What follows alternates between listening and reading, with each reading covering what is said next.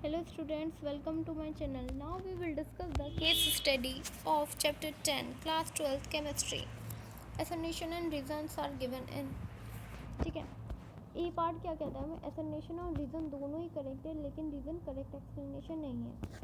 B part कहता है कि जो assertion और reason है दोनों ही करेक्ट है लेकिन reason जो है करेक्ट एक्सप्लेनेशन नहीं है assertion का. सी पार्ट कहता है कि assertion तो करेक्ट है लेकिन रीज़न जो है वो रॉन्ग स्टेटमेंट है. और डी पार्ट कहता है कि एसर्नेशन रॉन्ग है बट लेकिन जो रीज़न है वो हमारा करेक्ट है. ठीक है, अब हम क्वेश्चंस पे आते हैं.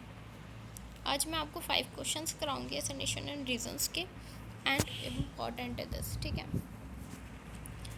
एसर्नेशन boiling point of the alkyl halide increase with increase in molecular weight. जो बॉइलिंग पॉइंट होता है एल्काइल हैलाइड का यानी कि RX का वो इंक्रीज़ होता है जब मॉलिक्यूलर वेट बढ़ता है उसका. ठीक है, सही है ये बिल्कुल.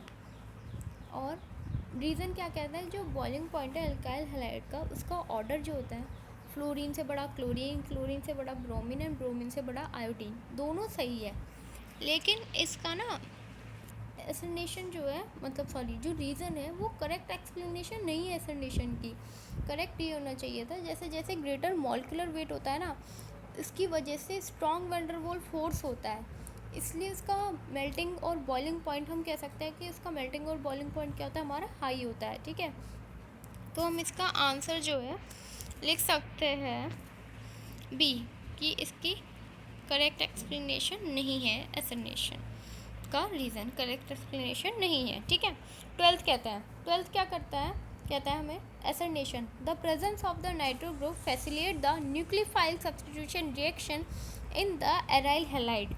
नाइट्रो ग्रुप का प्रेजेंस होना वो एक न्यूक्लियोफाइल सब्स्टिट्यूशन रिएक्शन है एराइल हैलाइड की. गुड, सही है बिल्कुल. The intermediate carbocation is stabilize due to the presence of nitro group. Nitro group आने की वजह से जो इंटरमीडिएट कार्बोकटायन है वो ज़्यादा स्टेबलाइज है यानी कि स्टेबलाइज है. हाँ बिल्कुल सही है, करेक्ट एक्सप्लेनेशन है दोनों ही. इसका आंसर हो गया हमारा ए. ठीक है, 13 क्या कहता है, assertion boiling point of the RCl is greater than the fluorine. अभी पढ़ा था 11th वाले पार्ट में, फ्लोरीन से ज़्यादा क्लोरीन का होता है बॉइलिंग पॉइंट, यानी कि एसर्नेशन तो हमारा सही है. रीज़न देखो, क्लोरीन जो होता है ज़्यादा स्टेबल होता है फ्लोरीन से, ये नहीं कहेंगे हम, ये रॉन्ग है. इसका आंसर वैसे भी ये होना चाहिए था, जैसे जैसे साइज़ बढ़ता है तो वैन डर वाल्स फोर्स बढ़ता है, इसलिए फ्लोरीन से बड़ा क्लोरीन, क्लोरीन से बड़ा ब्रोमीन एंड ब्रोमीन से बड़ा आयोडीन. जो रीज़न है ना क्लोरीन ज़्यादा स्टेबल है फ्लोरीन से, वो बिल्कुल गलत है, करेक्ट नहीं है.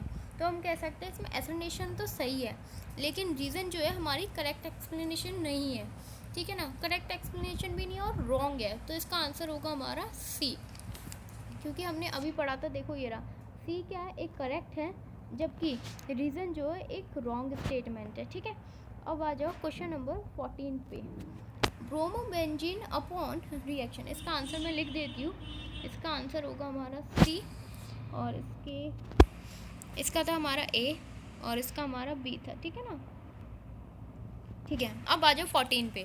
जो ब्रोमोबेंजीन है वो रिएक्ट करती है Br2Fe gives 1,4 dibromobenzene as a major product की तरह. ठीक है, ब्रोमोबेंजीन के साथ जब ब्रोमीन रिएक्ट करता है तो वो हमें 1,4 ये देता है डाई ब्रोमोबेंजीन. ठीक है, और ब्रोमोबेंजीन हाँ बिल्कुल सही है, करेक्ट एक्सप्लेनेशन है.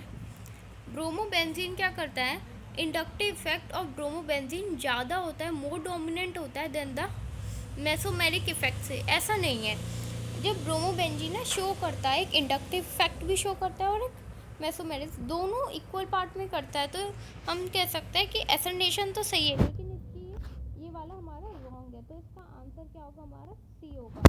ठीक है, 15th पे आ जाओ.